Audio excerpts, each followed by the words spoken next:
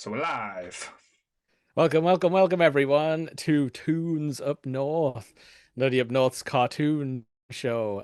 I am your host, Jake, and I'm joined by my cartoon host, Paul, as usual. How you doing, sir? Hello. I quite like being a cartoon. This could be interesting. If I was a toon, what kind of toon would you be? I'm gonna ponder that for the Oh, for the time being now. yeah. How would you have would you have Toon Force powers like Roger Rabbit? How he's like indestructible?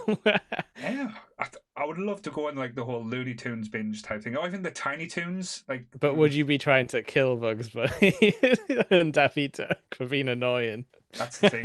'Cause I think I've got that part of us where I'm the grumpy old bastard of the group. So I think I would turn into like the Elmer Fudd or the Wile E. Coyote and saying, I want everyone to stop having fun at my expense." Yeah, But Lee, Lee's just holding up a sign that says "sucker" like in front of your camera and stuff like that. oh, I think what would Chris be? Because like Chris would be the ultimate like I Chris would. think they are Bugs and Daffy. Do you not think? And Lee's Daffy because he has more like fiery rants and stuff like that. And Chris is just like a mellow, like going with the flow. What was it? Is Chris is Snoopy? That's it. We're gonna call him Snoopy from now on. Oh, okay. So he just wanders around in the background while everyone else is getting up to trouble. Yes, just not causing, just looking around and like actually finds himself in the place. Um, but yes, I used to like Droopy as a kid. Dro- I think it was just because he was very silly. oh, Droopy. He He always didn't used to do much, but it was no. like the other characters that did stuff around him and they couldn't get rid of him and stuff like that. He would just like they'd try and run away and like hammer the door shut and then he'd be behind them being like, hello. What? There was that cartoon that came out on Channel 4. It wasn't really a cartoon, but I think that it was like Simon's Cat or something like that. It was like Oh, the cat came back the very next day, and it's like showing this guy probably having a mental breakdown because he tried to keep getting rid of this yeah. cat, and it was like coming I back. think I vaguely remember that or Mm. something like it. But yeah, that's always a good trope, isn't it? The whole like hammering the door shut and the character hands you like a nail or something. And they're like, thanks before they realize. We're gonna have to hit some like classics at some point, like Tom and Jerry and stuff like Oh, Marvin the that. Martian and stuff like that. But that's where tunes always are better, more superior to like say the films or TV shows because you can suspend belief. Things can happen Yeah. that just wouldn't happen out of the ridiculous, and you can just Yep. have fun with it and say it's part of a cartoon. Like, why doesn't this make sense? It doesn't have to make sense. It just Yeah. happens. Yeah, the coyote can stand on the thin air until he realizes that he's not stood on the cliff. Or Dick Dastardly can fly all these magic planes that shouldn't even be able to take to catch that Yeah. bloody pigeon. Oh, the aerodynamics don't check out on those things. It's like the Wright brothers are going, wait there, we designed this. This doesn't work this way. Yes. And Muttley being a dog flying a plane. Come on. Oh yeah, that's against regulation, I'm sure. But we are here to talk about the Dungeons and Dragons cartoon. Is it just called Dungeons and Dragons? Yeah, it was Dungeons and Yeah. Dragons back in the day. It Yep. was using the same logo. That's because It one thing does. I It did, has the exact logo, yeah, which is interesting. that's because when I was looking into the artwork and stuff, I went, oh, it might have a different logo and stuff, but no, it's exactly the same to basically the Yeah. board game and even the movie that came out with Chris Pine and stuff Yeah, like yeah. that. No, like when I mean it's like it's a little bit it's less like designed now. Mm-hmm. It's more like a red was it ampersand or whatever, but Mm-hmm. it is sometimes a dragon. But yeah, like it's interesting they've had that good branding for all this time. I did see Gary Gygax's name in the credits as well, Mm-hmm. who was like the guy who wrote the books, so he must have been executive producing. So it was obviously some kind of passion project. Yeah. I do wonder what he felt about it though, watching it back Mm-hmm. when you put like your money in and you're like, But but yeah, that's an so this, interesting question I wanted to ask you yeah, as well because this is my choice. This is like a yes, cartoon of the 80s. yep, Me growing up, this is like nostalgia dipped in everything. Like this is something that a lot of people, when we post about in the Nerdy Up North group, were going, "Oh wow, that yeah. remembers it, brings back great memories." How did you feel watching it, Jake? Like when, like don't know if you remembered it as a kid or if I this was your. do it.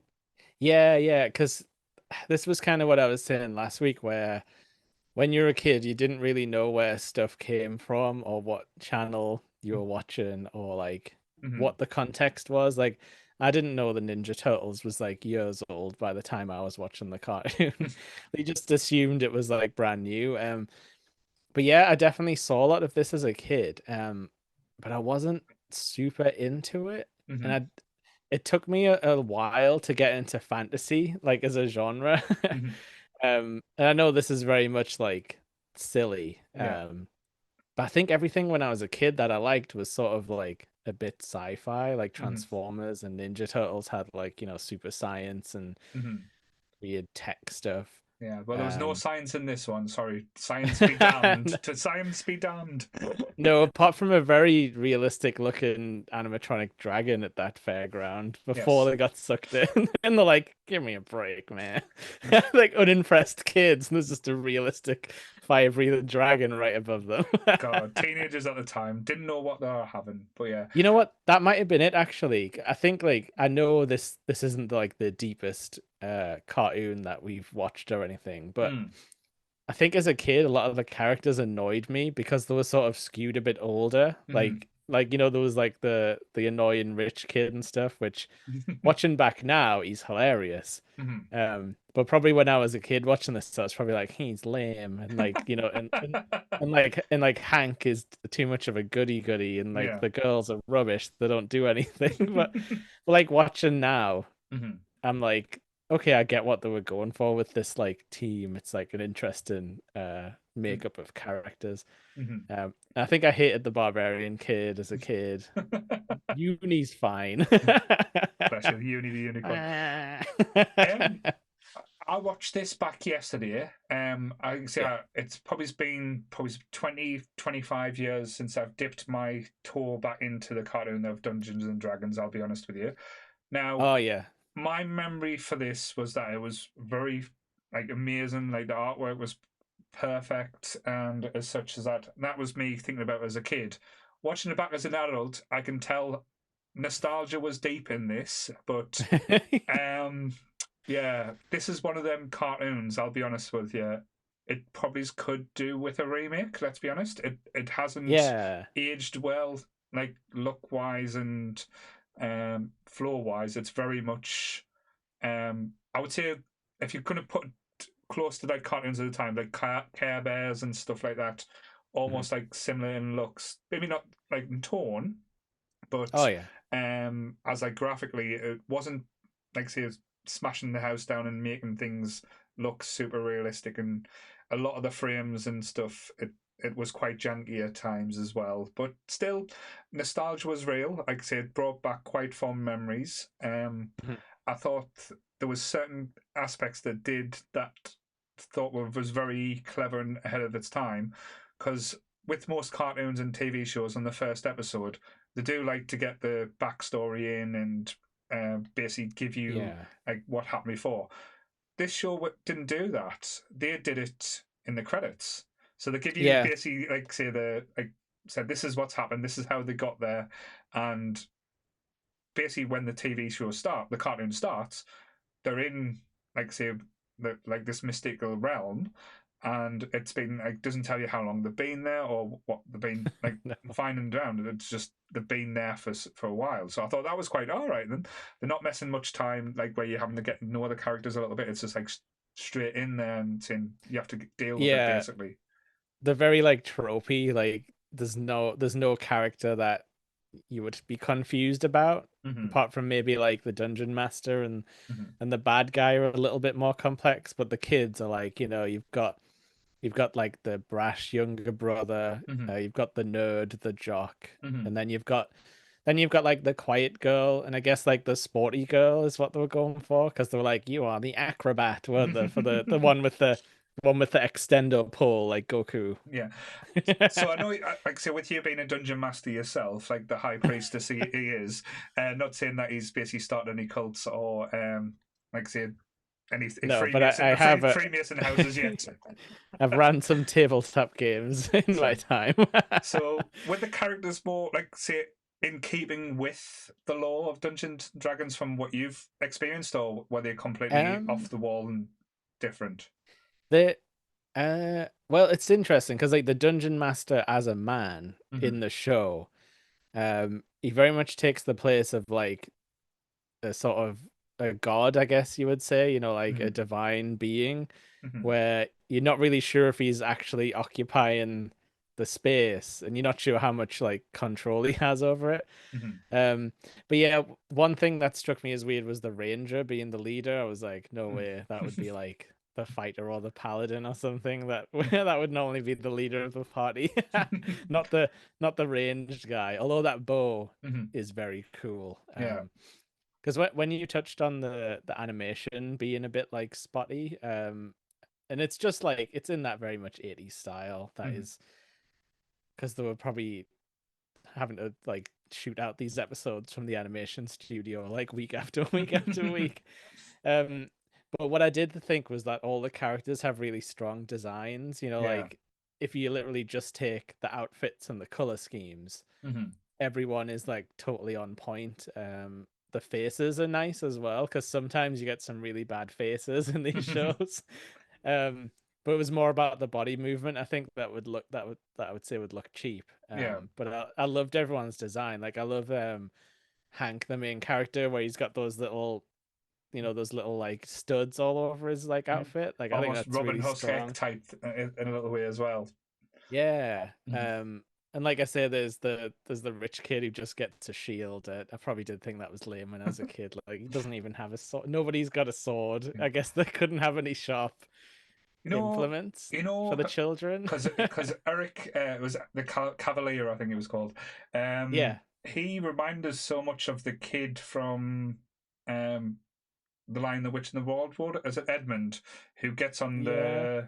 the it goes with the Snow Queen? Yeah. So like, he had that kind of feel where he's kind of wanted to be in charge, but he was just too much of a dick or Yeah, and no he's like, common "Oh sense. man, I wish I was back on the ski slopes and stuff like that." It's a great character though, but maybe not one I was interested in as a kid. But No. like looking back now, I'm like, this guy's hilarious. Like he just doesn't want to be there. And that definitely is something you see in D&D parties.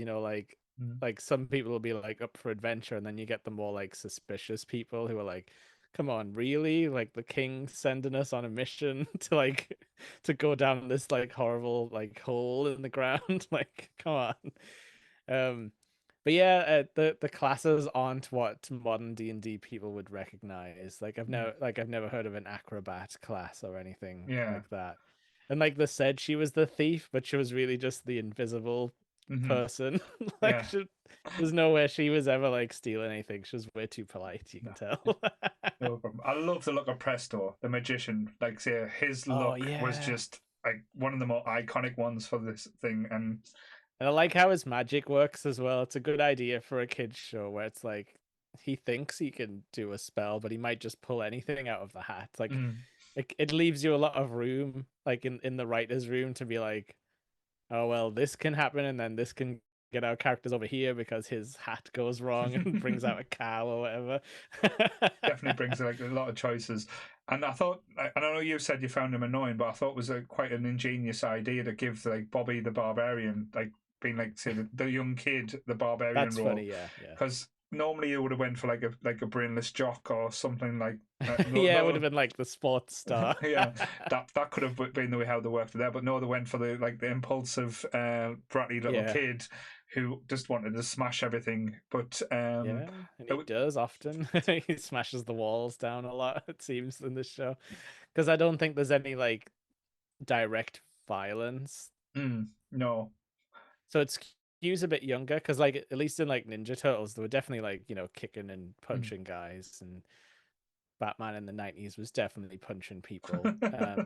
But this was very much like hands off, like magical attacks only. Hmm. The dragon's not really gonna be a danger. He might pick somebody up every now and then.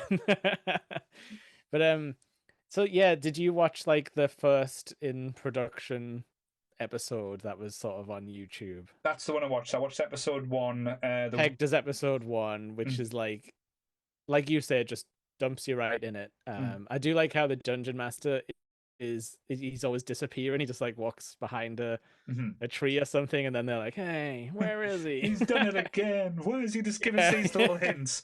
But he like teases they you just as want help. They're just lost children.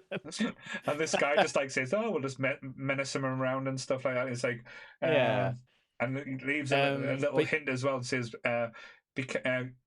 "If you'll find Wenger or something like that by his white hair." So oh yeah, what's he called? Venger. It's like Wenger, Avenger. Wenger or something, isn't it? Is Wenger. it? Yeah, it's like Avenger missing the A, Yeah. which is a. That's why I think that's why I never would have remembered that character's name as a kid, because I'm like, Mhm. that's too weird. Like that's not very like, what's the word for like marketable, or because like they always say like toyetic, don't they? Yeah, I Like think if it's hard for a kid to see, it's yeah, never going to stick type thing. But no, no. as a bad guy, it was quite an iconic look. It was Do you quite. know who voiced him as well in the original? Um, I'm not going to guess, but is it someone famous? I take it. Yeah, it was only Optimus Prime. Oh, I don't know. You could So, kind of tell as well when I was listening to it, but it was mm, it's a much scarier version. But mm, yeah, like his look like is sick. Like mm, again with the color schemes, he's like got this kind of like pinkish purple thing, mm, one horn coming out the side of his head, vampire teeth, yeah. like all white face, no nose. Hmm. And I'm just like, that is an iconic bad guy. Like Hmm. he's got a perfect silhouette as well. 'Cause he's got bat wings as well. Like it's like this guy should have been ripped off way more often, like in other things. Like like because But like you said, it's kind of a dead show at this point. mm, Nobody cares about it really. It's all mm, on YouTube. mhm. And we'll get into it, but the fans had to commission the ending. Which is a brilliant like thing for them to do. Yeah. And I know we'd had a talk as when we said we're doing. They didn't just commission one ending. They kind of did oh, like a motion comic one point. Yes. Then that wasn't good enough for them. They wanted the real thing, and they actually did the full episode. Um, Yeah. which shows like it was quite impressive to think that like there were certain shots that you thought was like looked amazing. And there's certain shots were like, oh, but this is completely fan funded and fan made as well. So Yeah. for people on the internet to go out and say right to go and do it was just absolutely stupendous. One little thing I Yeah. wanted to say as well was Yeah. with Wenger's is his horse. That horse was just absolutely beautiful as well, like animated and look What did he wise. have? Like an evil horse? I can't It remember was it like a now. black horse, but it also like Yeah. almost like looked like a shadow horse as well. But I think it was Mm. called. I'm just looking up now. It was actually brilliantly named Nightmare, not in like Yeah. nightmare, but Nightmare. That is actually a D&D creature, Right? funny enough. It's something to do with a corrupted unicorn. It's probably Oh, like a demonic sort of tortury type of thing. But right. yeah, so it's like it might be a corrupted Pegasus, I should Like, say. mm-hmm, Yeah, that is officially a creature. I did notice there was a little nod to like lizard men and stuff like that. mm-hmm, Um, so yeah, like they were definitely pulling. I mean, we didn't watch enough episodes to see like all the references because friggin' Merlin was just there, which is yeah. like, as far as I know, he's not part of D&D lore, but he does end up in a lot of like wizard stories, doesn't he? Because he's public domain Mm-hmm, and everyone knows him as like, mm-hmm. King Arthur's court wizard. One thing I did notice before we get into the episodes as well, because like I say, I was Yeah. looking into the characters and the characters' names. And I kind of got it now when we watched like Requiem, the final episode. That was the Yeah. name of the script. All the kids had names except from one, Oh, okay. Presto. Which one? That was all he was called, Presto the magician. He wasn't actually didn't Oh have a name. yeah. All the kids like Bobby was called the Bobby Iron, Sheila was the thief, Dinah was the acrobat, Eric was the cavalier, and Hank was the Yeah. ranger. And Presto was just Presto the magician. Whoa. I'd never even thought about Mm-hmm. that. So they didn't Poor like. bugger. So they must have thought like all the way through the seasons, like if because He's different, sort of yeah, thing, yeah. and like I know when we get into the final episode, um, originally the idea because like I said I've done the backstory and looked into this. They wanted Yeah. 4 seasons. Okay. The fourth season was going to be completely different. It wasn't going to be in the fantasy. It was going to show you like how the kids and everything reacted to life after this. So and Would have been like the Breakfast Club. pretty much, But the like I say the Requiem episode was supposed to be going to be like a soft reboot for it. So that's when Okay. like they go home, and then it was going to be like a different tone. But that was the idea. But it got cancelled before we got to there. If that makes sense. Oh no, that does make sense now, like in hindsight, like having watched it and stuff. Mm-hmm. But yeah, that's like a really that's the kind of like forward thinking concept that so often does get shut down by like, Mm-hmm. money constraints and stuff like that.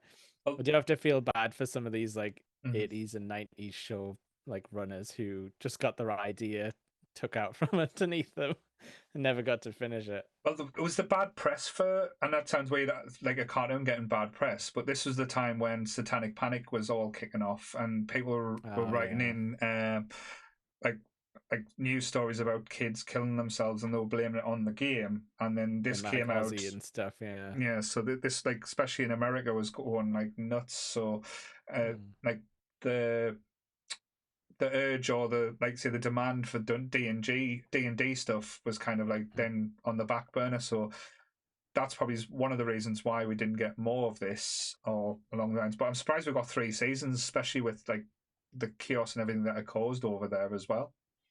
Yeah, which is like so odd because it's a very wholesome show. Very much so. Like Very much there's so. not there's nothing in it that you could point to and be like, this is like Mm-hmm. corrupting.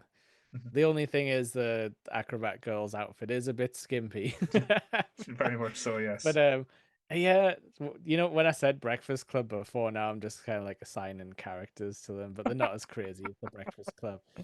But the thing is, if they went back to school, like they would be very confused. Definitely. They kind of touch on it at the end, like has time passed, or like Mm-hmm. are our parents looking for us, or are we just gonna come out the other side of the ride? I think that's what I imagine would happen. Yeah. But Well, yeah, like do you wanna quickly get into it? We'll just do a brief overview on the first episode because it's kind of like I think a lot of these episodes were kind of throwaway because from what I remember, they would always almost get home, mm-hmm. and then something would drag them back, or like, oh no, Presto's trapped under a rock. We can't leave him. Oh, the portal's closed. Yeah. Um, this one didn't technically have a moment like that. But it did kind of set up some stuff about Presto's character, which I thought was interesting. No, definitely. It's like, so yeah, this one was like they went to meet Merlin. Mm-hmm. I can't remember if there was a reason they went to Merlin Um, exactly, but I there was like a local folk legend, wasn't there, about him defeating the dragons and stuff like that. Yeah, so he cast the spell that got rid of all the dragons that used to terrorize this small town or village. Good Um, spell. and Posty had a magic book that could get them home because like that was the dungeon Yes. master's little tricks. Okay. He used to hint and give them teases how to get home. But Yeah. he was like, I'm going to teach them lessons along the way because he's a little twat. Let's be honest. We've got yeah, and after watching the Requiem episode, we've got some extra context on the Dungeon Master, which makes this even Mhm. more complex. Yes. But yeah, like he also like I think you mentioned before, he drops a weird hint where he's like, "You'll know it's Venger if you by his white hair." Mhm. Um, And they're like, so it's like like white hair. He wears a hood. yeah, but what it turns out is like when Merlin shows up, he's got some white hair, and then they're like, "Hey, he's got white hair," and he's like, "Oh no, I don't. I was just trying to grow it back," and it's like attached to his hat. It's really weird. He's got gray hair underneath. I think they were trying really hard to make this kind of like riddle slash pun like work, and it comes off a bit clumsy. Yes. Which again, if you ever put like a Sphinx's riddle in your D&D game, it can get a bit clumsy if no one can figure it out, and you're like, how do I give the players hints to solve this puzzle? They're all just like standing around saying, trying wrong things over and over again. But it was yeah, because like with the riddle as well, it was like, oh look, Merlin's got a white rabbit, and he's like, it's not a rabbit, it's a hare. He said it way too early, didn't he? His little semantics about like different animal taxonomy or whatever. He's just like, there's no way you could think this is a rabbit, stupid children. Well, as you said, if you're a kid watching this, you probably would have fell for the ruse quite quickly and like not really put two and two together. But it was quite simple. But with the episode, I wouldn't have noticed if I thought it was a bunny the whole time. But as soon as he said it's a hare, I think I would have put that together. Yeah. Also, one thing that would shock D&D fans is that Tiamat just shows up, who's like the head of all the dragons sort of thing, because it's got like all the different elemental dragons like grafted into one. It's one of like the highest level bosses ever, and it's just running around this castle apparently chasing after these like kids who don't know what they're doing half the time. But they do manage to trap it in the dungeon with a cool flip onto the chandelier, which was animated quite nicely, I noticed. But but as I said, foreshadowing for what's to come as well. It kind of Merlin takes a fancy to our good young Presto and sees his promise. Yes. He's like, what I did love about him as well, like, because obviously it's like, you know, a 20-minute cartoon, so they've got to speed through this dialogue and the story. Like, what did he do? Did he just make like a rug appear that the dragon fell through? And he's just like, you've quite impressed me, Presto. I would like to take you on as my apprentice. Like after knowing him for 10 minutes. It's like you've got a kind face. We will have to deal with the dragon in my dungeon basement. Don't ask questions about the dungeon basement. But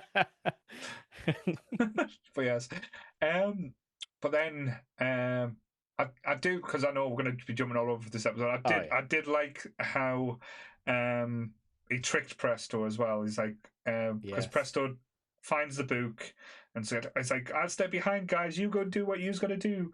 And he's reading through the book. He's like, yes, I found the spell to get us home. So he reads the spell, does all the magic, all the potions. It's like, oh, this is brilliant. But what comes out? Yep, he's doing his whole like Eye of Newt, like that kind of thing. And what comes out the potion? All them fucking dragons again. Like all the dragons that's been banished are now back. And I thought that animation was pretty cool as well. You get these like half melted dragons kind of like coming out the cauldron and then like flying off. It was very Flight of the Dragons, like looks wise. I don't know if anyone remembers that cartoon, or it might be me too, old.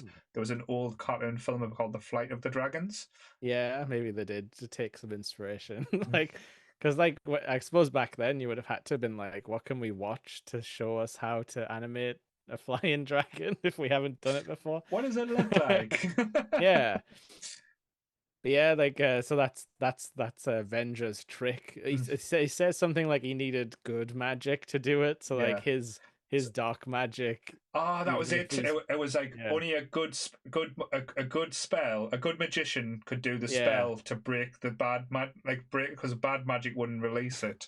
But I guess it's quite funny how we find out about how Venger was there, because like all the kids are just chilling out in the village with all the villagers. And they're going, there's like cool gnome guys having a party, isn't there? Like, hey, it's the anniversary of the dragon times. Yeah. And they're going, we've just met Merlin. They're like, how did you do that? Merlin's been dead for 1,000 years. And they're like, oh no! Yeah. Hank's always like, I knew it. He's always right about everything. God damn it, Hank! You goody two shoes twat. But then they go off and they have one of the more interesting fights with Venger, because Venger's got Presto's hat, and he's like, "Give me all your weapons," because he's always after. That's the idea now, because Venger wants all the different weapons that each of them's got. So just to quickly run through, Hank's got the bow. Eric's got the shield. Presto's got the magician's hat. Dinah's got the cane or the stick. Sheila's got the hood that turns her invisible. And Bobby's got a big block of wood, which is basically Hacksaw Jim Duggan style, but which is apparently magic in some way. So I guess it gives him like earthquake powers. Definitely. And to try and stop him from coming over the room, Bobby comes up with a great idea to smash. And he smashes the wall, and all the books fall on him like a pile of Yeah. books. And like, that's not going to hold him for too long, guys. Which they're right about. Yeah. But oh yeah, then they get the bright idea to let the dragon out. And then just backs him into a corner, and he's just like, damn you, shooting his beams. And then he has like a little secret doorway. So like the writers were clearly just like, and he leaves through a secret passageway without much trouble. So clearly he rolled an 8 if he had the dice, and he got out the secret passage. Yeah. Or he's just like, he just had this all set up. He's like, I'm gonna need some secret passages, unless Merlin had all this stuff installed. Possibly. It begs a lot of questions, this whole impersonating Merlin in a castle in the sky. But then, also, like, this show, you were saying before, like, cartoons fudge a lot of stuff, and not take it too seriously. This show does actually put some thought into like how its characters get around the world and stuff, because like they have to stop and get horses, which is a very D&D thing. Like, oh, if you need to travel a long distance, you're gonna need like a carriage or something. And then they've got this, like, they've hooked like a ladder onto the castle that they can climb up, like a magic ladder or something. And it's like they pay attention to be like, oh yes, the characters are gonna climb back up that same ladder you saw them go down. So there's definitely some care going into this. Also, I do have to shout out that the sound effects are amazing, like for all the magic blasts and stuff. Definitely the same one that Optimus Prime's gun would make. I think that sound shows up a lot of the time. That kind of like really big, like. Oh, but there was no one screaming "roll out" though. That was the thing. No. So, but I can't remember how they get rid of him. I think it's one of those things when they have the final battle, it is quite meh. It's never like, oh wow, this is amazing type situation. But they get out of trouble. I think Presto kind of casts the right spell this time, and instead of going home, the dragons go back away, and basically they climb down off the ladder. Then and he's like, oh man, but I lost my magic hat. Yeah. Then the dungeon master's like, forgetting something. And it's like, why didn't you just give us this at the start, dungeon master? God damn it, you little crafty little bastard. But yeah, like, magical items are definitely a thing in D&D. I don't know what Venger's trying to put together. Is he thinking if he equips all of them at the same time, he'll be unbeatable? You know what I mean? Because he'll have like the cloak of invisibility and the magic bow and the hat and. But yeah, Venger's like a complex character in this, because I think if you just watch the cartoon, you don't really get the whole Wenger thing. You just think, oh, he's looking to be all powerful and stuff like that. But after 3 seasons, we get to, like, say, the episode that is called Requiem, which started out as just was always originally written for the ending of Dungeons and Dragons. Like the creator guy came out and said that. And because the fans always clamoured, like there was like so many before. This was before the internet as well. People wanted to know, do these kids get home? Oh, absolutely. Because like that was the hook in every episode almost. Was like, okay, how are they going to try and get home? So when you were a kid, you were assuming one day you would see an episode where they got home, and then you could go into the schoolyard the next day and be like, I've seen the end of Dungeons and Dragons. I saw them get home. They finished that ride. I bet there was some kid who lied about seeing the final episode and made up this like grand story to tell. I bet it was Goodwill. Goodwill, it was you. I know it was you, Michael. You told that little lie.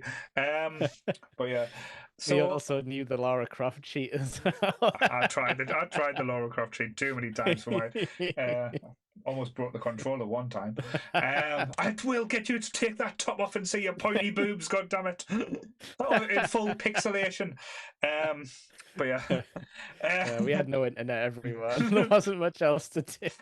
Yeah, so we always had a bush porn, but that was again, that's going back further than you ever want to know. But yes, so I just love the story about like how this came about, and like people clamoring to want this, and like after reading it, and as technology grows, people realizing, well, if we put something together, like say this could give people closure and stuff. And as you said, you got the walking, like almost like the walking comic book, the motion comic book first, which was a good, like I think it was quite nicely done, but it didn't have the same feel. So it felt fan made, and it kind of Yeah, and it was interesting because it was someone literally reading the script out, including all of the like sort of mm-hmm. I don't know what to call it, but maybe like stage direction kind of type things where it was just like, Venger appears in a flash of black smoke in front of the dungeon master. Like it had all the stuff in between. Maybe like Mm-hmm. how it would be written in a storybook Mm-hmm. also kind Yeah. of had that vibe. But it was good for me to watch that first, Mm-hmm. and then to watch the animated one afterwards, because I think that it makes more sense if you know some of the sort of like backstory elements, Mm-hmm. because they didn't commission much new animation for this, I don't think. I think what they did was used parts Mm-hmm. of the show that they could cut out, sort of Yeah. like how there would be like Adult Swim shows like Space Ghost and stuff like that. Keep running along. Um, yeah.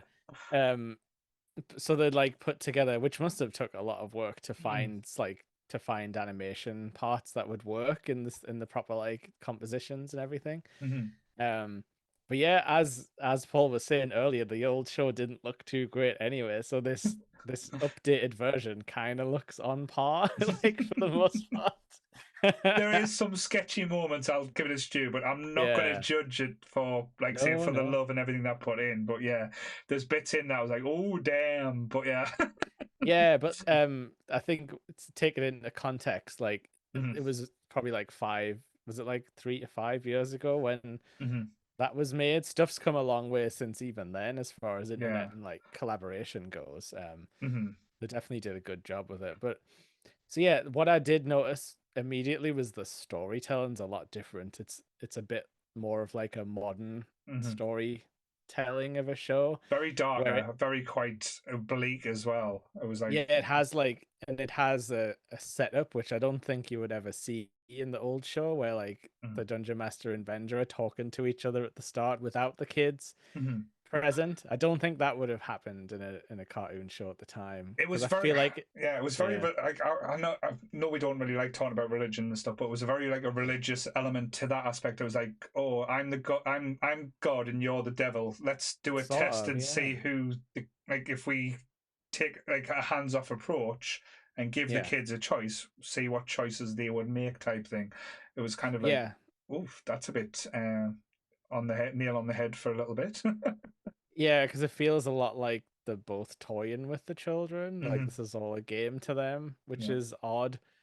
But like I was saying, like I guess you didn't really know what the Dungeon Master's intentions were Hmm. until you get some of this context that comes along a bit later.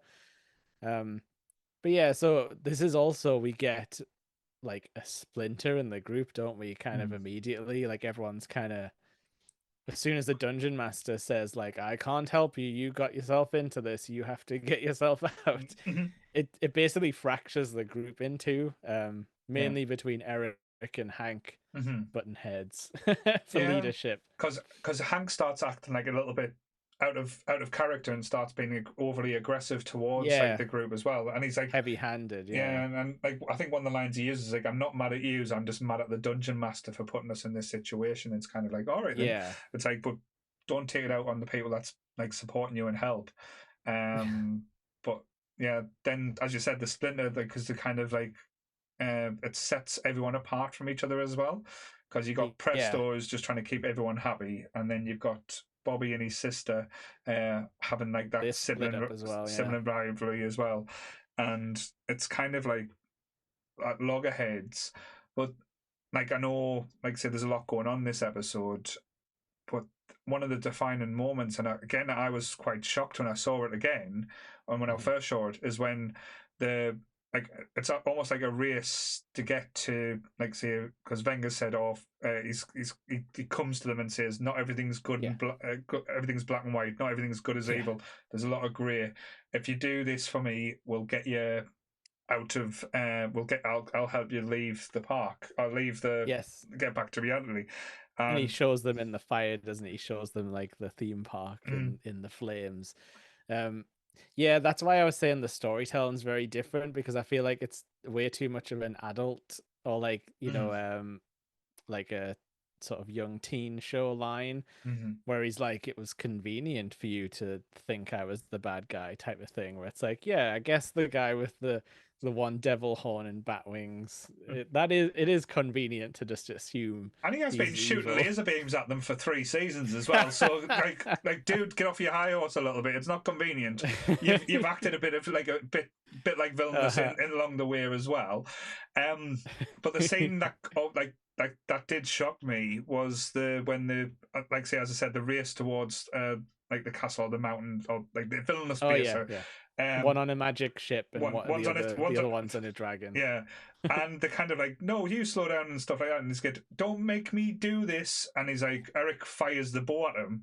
Eric like does the normal thing and uses his shield to protect himself, and it kind of hits his blast into the volcano that sets the volcano off. That basically burns the boat into the lava, and you know it's a cartoon, so there's always going to be a way out. But you see it, it's like, shit, they've just killed off these characters, and then you've got like Eric, Diana, and Bobby like on land, and they're going, they didn't make it. They didn't make it, and like Bobby's crying because he's lost his sister, and then Eric's like, "Oh well, let's go to the castle and finish this now." I was like, but then isn't Hank like, they've got out of worse scripts than this before? And you're like, what? It's like, what are you basing that on? You saw them on fire. And we're talking like the weeniest characters. I mean, maybe the guy with the shield, like the special shield, would be okay in the volcano, but like the magician and the barbarian and the unicorn, like they're not very durable for lava. But it does turn out to be all okay very quickly. Because like I say, they move through the story in that kind of Saturday morning fashion. But this was don't think too much about things. This was a longer episode as well, because this was a little bit, 50 minutes, half an hour. I think. I'll have a look. I think it was 30 because I think I watched it on dinner. But yeah. I'll have a look. But yes, like say when they get back on the land and you see that they've got the kind of the same impression. But I'll give Eric his due. Eric's like actually saying it's my fault. I shouldn't have like fired it off into the thing. It's like, and they're like, dude, you saved us. Like, what do you want? He's like, I know, but surely there was another way I could have done it. And he was like, 35 minutes. Sorry. Yes. Yeah. So, yeah. No, you're right. And so they're kind of like, they're still kind of at each other at this moment. It's mainly just Eric and Hank, I suppose. Yeah. Everyone else seems to kind of just stay out of it for the most part. But yeah, it's like, it's very much a race against like, okay, if Eric gets the key, because they say about this key thing that's going to unlock something, but then Venga's like, oh no, throw the key into the abyss, because I guess that's what he doesn't want them to open the door. So it's this very much thing where like Eric's gonna do what the bad guy says so he can go home, and Hank's trying to be like, well, we should get the key, but maybe not do what the bad guy says. Like, I guess like Hank, he doesn't have a plan, or he doesn't know much about this like tower thing that they go to. Yeah. But yeah, as soon as they get in the tower, they get attacked by a gelatinous squid. Yeah, that was weird. That was like well done, but like it was actually scary compared to like what you need. Think. Yeah, you need a generic enemy that they can sort of fight that's not violent, but it was a pretty scary enemy that kind of like took them all out immediately. Like, you know, like it because they were like, oh, she used her invisibility, but this thing must use a sense that is not sight, and it just like grabbed her anyway. And again, it's solved by whacking the club against something. Yeah, whacking things fall down on top of it. But when they get into the tower, they notice like would you say it's like a coffin, or is it just like a lying down statue where Yeah, it's I'd say it is like a sarcophagus type of thing. mhm. Yeah. And it's kind of like showing Wenger in his like past form, which we later realize he's the son of the dungeon master who just Yeah. chose the wrong path, as he put it, Yeah. which was quite an Yeah. interesting take. But then, So this is the part where the fan animation was like a little bit lacking because like mhm, yes, they had some of the assets mhm, sort of in the backgrounds and stuff, but they hadn't really like it wasn't treated with the sort of like if this was in the real show that it would be like a proper like focus on the coffin and showing you because they were like it's Venger and it was like it doesn't look like that to me, but then when they did like a close up it was like a sort of more human looking face. mhm, So like I feel like if it was if it was done properly they would probably like that would be a main sort of scene with some nice like artwork and stuff like that. mhm. But if you just use your imagination, you can kind of it's like D&D, theater of the mind. But the goal, as I said, even with the ending, the go a little bit bleak as well because Hank falls out the window and goes into the abyss, Oh and you yep, think, shit, I he's forgot to mention that when he smacks the club and you know shakes everyone out of the tentacles, Hank just falls right out into space. It is literally an abyss. And obviously this is Eric's moment of like, Mhm, what have I done? Because they were just like having a bit of a mhm. back and forth about the key. That's why he was like over there because Eric was like, I'm gonna throw it in, and Hank's like, hang on a sec, don't listen to the demon guy. The guy that's been But it, shooting laser beams at us for a few years. Let's yeah, not take him but at his word. it's written well though because Mhm, there's a time crunch because this squid monster is not defeated and comes back. So like I like that where mhm, the characters don't have time to like calmly talk about this because they're like literally being attacked. mhm. Then Venger shows up and he also starts shooting beams at everyone again. The goddamn But beam yeah, guy. But yeah, um, thankfully Eric has that shield which seems to be able to deflect anything. and again, he makes the right choice in the end, and he opens the sarcophagus or coffin or Well, he opens a door next to it in mm, the animated one, but I mm, think in the motion comic the keyhole is on the sarcophagus. right. It's like that part was a bit confusing. Mhm. Like what are they opening and how do they know to The, open it? Like. I think they probably changed it for the animation to a door Yeah. because it's less foreboding or like let's chat. Like it's more easy Yeah. for kids to think than say, "Oh, look, he's opening a coffin, kids. Let's see what's inside here." Yeah. But so then what comes out of that is like a Indiana Jones like beam of light. Yes. It does some interesting things though. Number one, vaporizes Venger immediately as he's like trapped in the tentacles.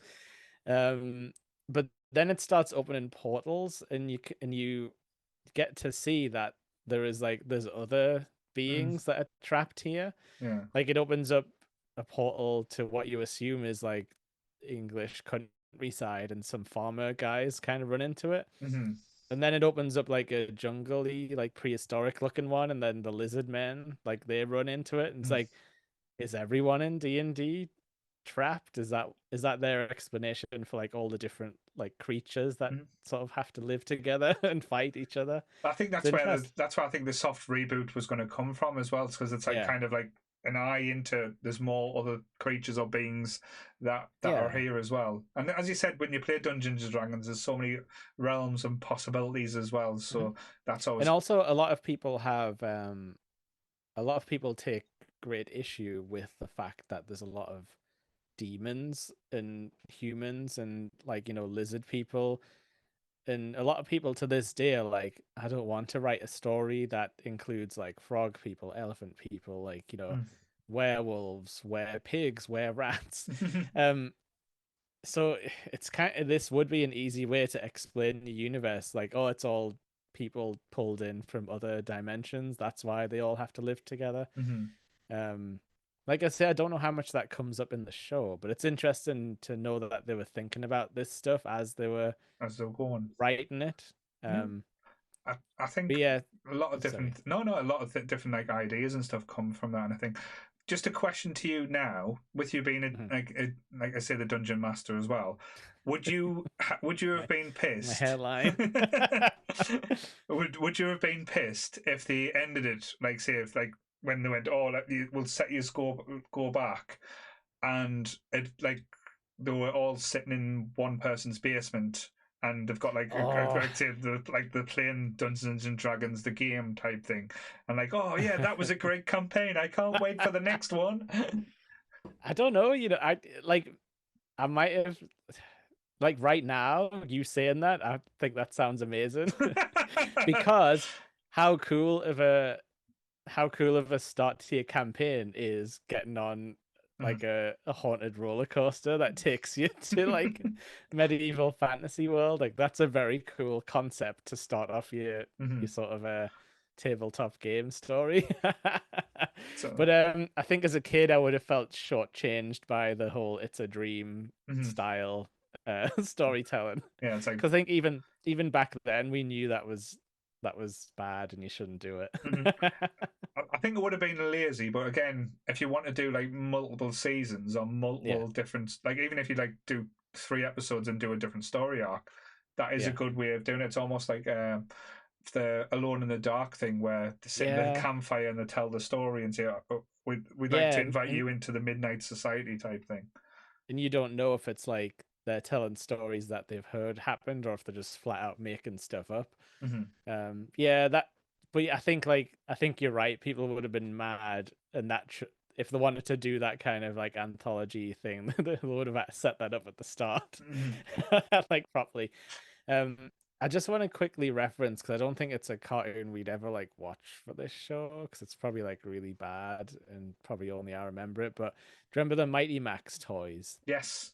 Hmm. So that had a cartoon Hmm. that was also kind of similar to this, where he's like his magical hat took him to a different dimension. Hmm.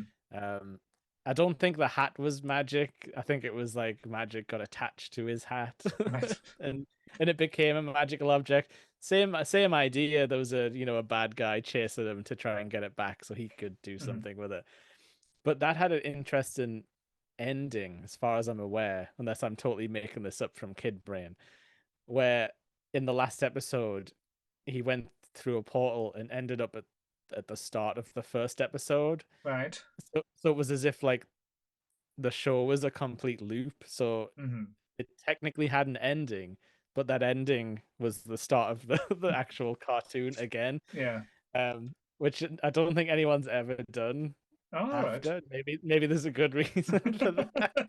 No. But as a kid, I thought it was cool No, I like because the idea. No, and as we said at the start, like say when they got the chance to go home, yes, everyone went except from the kid who didn't get named, Presto. which that surprised me because Mm, there was even set it up for them to all stay because mm, the dungeon master was like, well, there's still lots of evil to sort out in this world. And then they were like, what about our parents? Won't they miss us? And the dungeon master's just like, I don't know. He doesn't say anything. it's like, parents, your parents are dead. I killed them he, all. he doesn't say, yeah, I've erased your existence. He doesn't say anything about because they ask like, haven't they been missing us? And he doesn't tell them whether or not time's passed. Mhm. Like are they just gonna show up like 8 weeks, like the next carnival when that comes into town or whatever? Because I mean, I was going to be I would interested. say, Yeah, because I was going yeah, to be interested to think if all of them did go back, because they couldn't have left yeah. uni, they would have took uni back. Would uni have turned into a pet dog or something like that? Yeah. So you're thinking of the everything's got a real world counterpart now. Yeah. It turns out they're all in a mental asylum together. Venger is the orderly. It's all of it's just an episode of a long episode of It's Always Sunny in Philadelphia, like Yeah, Frank and he his was the donkey frog brain. kid. Um, but yeah, I think if fans had wrote the show, that would have been the ending, Mhm. because everything has to have a dark fan theory, doesn't it?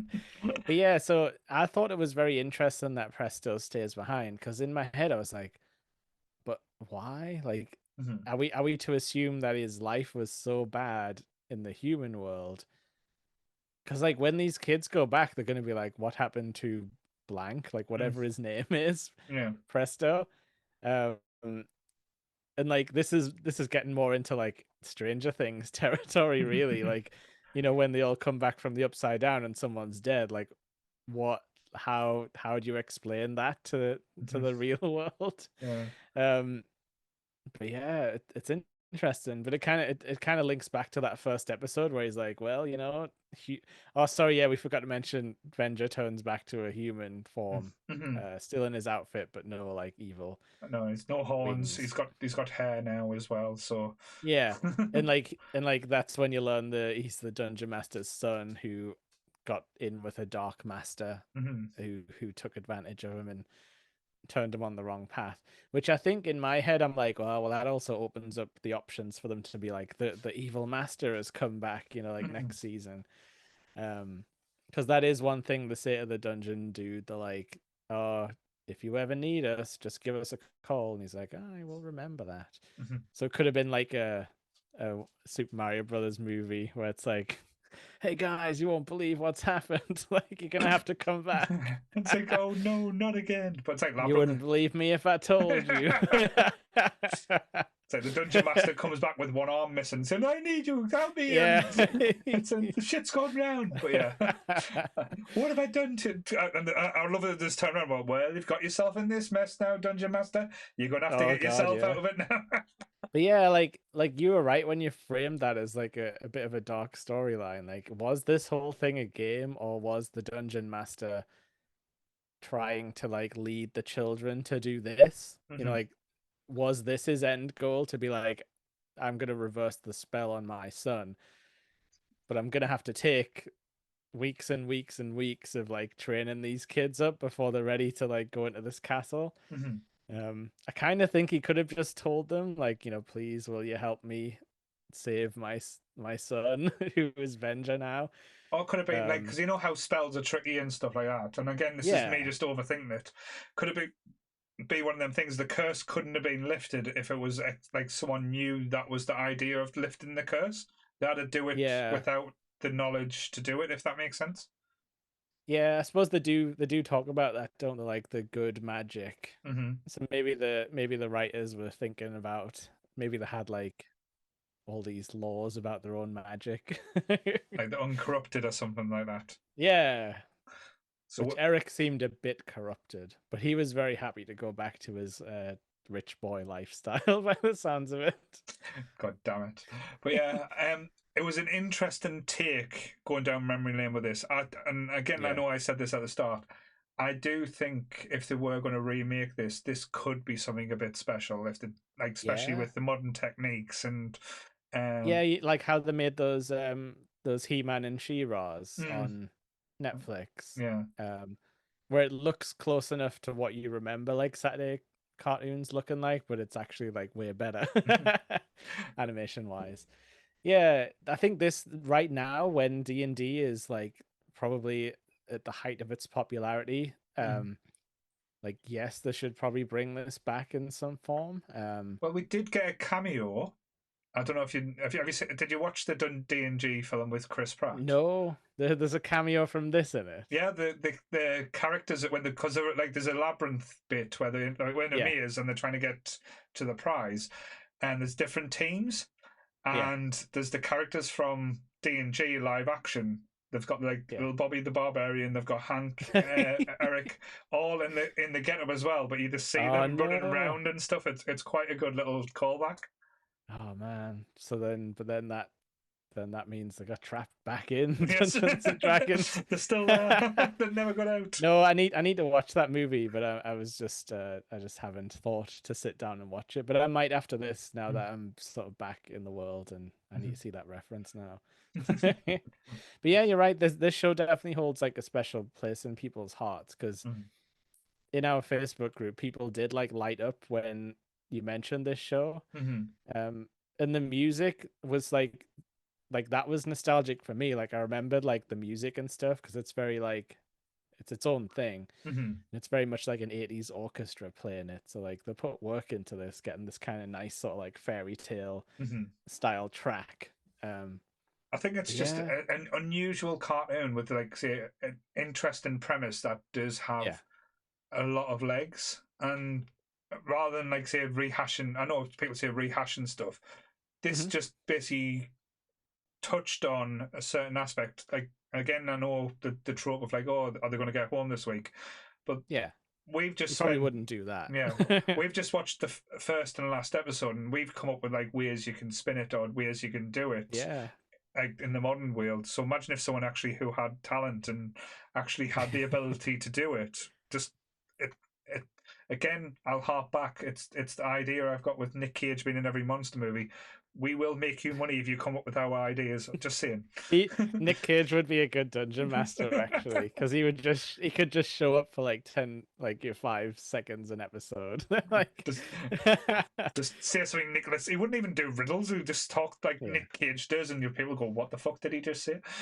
You know what as well? I think if they did it now, they would probably play the dungeon master like proper like trickster style, where it's like he's sitting at the table like eating the food or something, telling them about the thing, and then he's suddenly like up on the chandelier, Mhm. like warping around and stuff. They would probably play with like the teleporting stuff a lot more.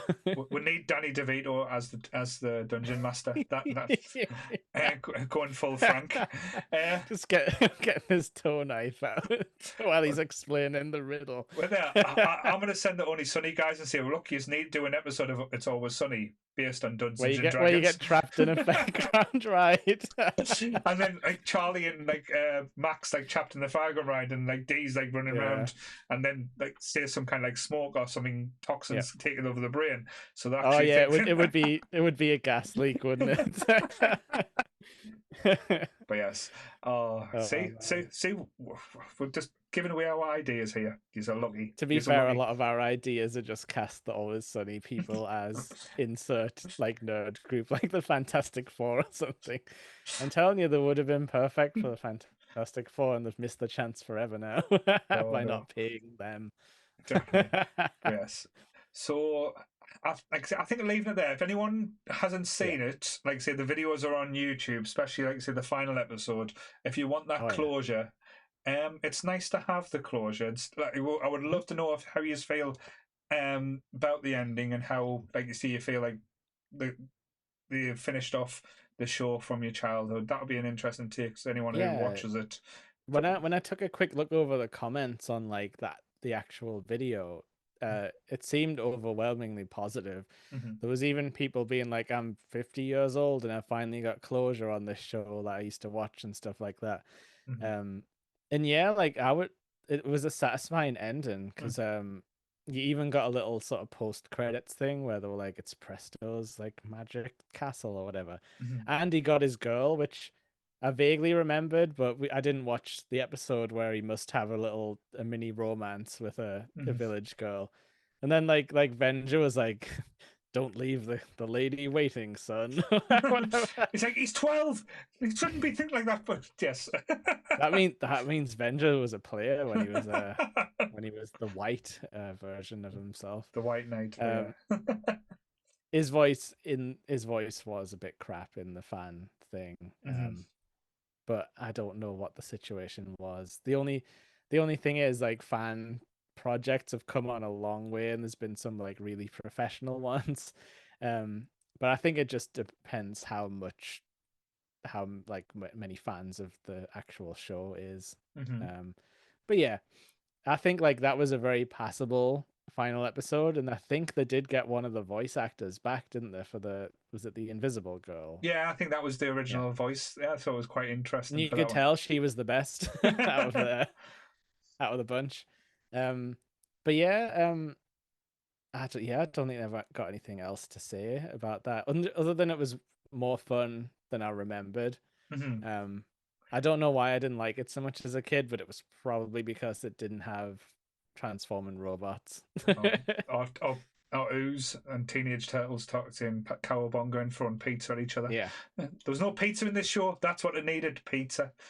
No, you didn't see them eating anything. It must be hard for children to hunt and gather, even though I suppose they had magic weapons. Yeah, but no money, no coin. But yes, um, but yeah, that was our little take on Dungeons and Dragons. Hope you enjoyed it. Hope you do check out the show as well. And if you do remember it, hope it put a smile on your face as well. Yeah, it's worth watching along with us for any of these shows, because a lot of this stuff is like, if we didn't watch them, it would just be like child memory. Mm, And I think we would have forgotten that this kind of looked a bit cheap at mm, times. But like I say, sound design and actual visual design, like a lot of the backgrounds looked awesome as well because they were mm, like painted, like, yeah. forest backgrounds and stuff. Mm, Yeah, no issue with the actual art direction. mm, Just a bit of a rushed animation job, which I think like mm. probably 80% of the cartoons were like that back then. We just didn't notice because No. we were hopping about the sitting room, Oh, missing frames of animation anyway. popped up on numbers from Smarties and shit. But yeah. I tell you what, that magic bow is pretty cool. Mm. Like, having infinite energy arrows and the noise it made was really cool. Yeah, I've got Eric. I'm not going to get him out, but I've got Eric, Presto, and Bobby over there as well. With Nice. Uni. Got Uni's over there as well. And we thought Scrappy Doo was annoying. Snarf. Yeah. Yeah, more annoying than Snarf, I would say. I felt sorry for Snarf. Oh, I would have been his mate. Cringer, but yes.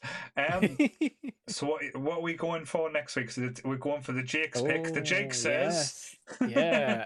So I'm not saying we have to do this every time, but I've been kind of liking the mental puzzle of like, I would like to pick a show that has similar themes in some way. And for this one, I was stumped for a little while, and then I got like a flash of inspiration. So what I want to pick is Samurai Jack, oh, which is a Cartoon Network show. But my tenuous link is that it is a similar type of story where it is a man out of time trying to find his way back, and he gets in very similar situations where he's like, I've heard there's a magic power at the top of this tower. I'm gonna have to try and see if this is a way back home. And he also has an evil guy following him around, trying to wreck his plans. Cool. So which Yeah, episode that's are we it. doing? So I picked a couple because I didn't want to pick like the first one because it's just an origin story and we can quickly go over that. I don't know if I've got the titles written down, but the first one is a very cool, almost silent episode that I thought would be really good to watch. Because it's all like art. Okay, that's Jack and the Three Blind Archers. Seen that one? Yeah, I remember that one. So it's almost a silent episode, and I'd really love to rewatch that and make sure it's as cool as I thought it was when I was a kid. And then the second one is The Princess and the Bounty Hunters, which it barely has any Jack in it, but it's kind of like a Hateful Eight type of situation where there's all these bounty hunters together in a cabin, like waiting to ambush Jack. So like that's a really cool concept and stuff. But yes, I wanted to watch some Samurai cool Jack animation. Yeah, no, quite cool. Taking it, we're going some lengths in this one. We've went from Justice League to Batman animated to Gargoyles, D&D, and now Samurai Jack. Where will we go next, guys? Who knows? I don't know, but do not feel pressured that you have to find something related to link back to. Oh no, I want to go totally out there. Don't worry, I'll think of something. Yeah, this is is it Geddy Tarkovsky? I think it's, or maybe it's something like that. But he's a very interesting like animator, and he did like Dexter's Lab and stuff. His art style is very like sharp and pointy. But yeah, as always, we will try our best to make these episodes easily available to the Nerdy Up North Discord, and we'll link to that in the Facebook group. And anyway, you can just ask us, and we'll send you a Discord link so you can get in and start chatting with us. But we'd like more people to watch along, but we understand not everyone has the time. Although some people found the time to watch Basket Case this week. Oh, Jake's judging people, but yeah. It's a, one a movie that you can watch in a compilation of the stupidest moments, which is what I did like years and years and years ago. Sam's going to be judging us here, but no. I can say thank you for everyone who's watching. Thank you to everyone who's liking. Again, if you are watching, please share, please comment, please have conversations with us. We are, like I said, I'm loving doing this. Like me and Jake's having such a blast. We are trying to keep these episodes quite short as well. We don't want it to be like 3 hours long, 4 hours long. But no, who would do that? Getting all my bites and digs in now, but it's fine. But yes, we'll be back next Saturday at 10 a.m. Giving you your cartoon needs. Hopefully the football will be over so you can watch us more. Yeah. Yes. Sports. God damn it. But yes. So as we found our going out call now, as the immortal Porky Pig said, that's all, folks. Or that's all, folks. Bye. See ya. Bye.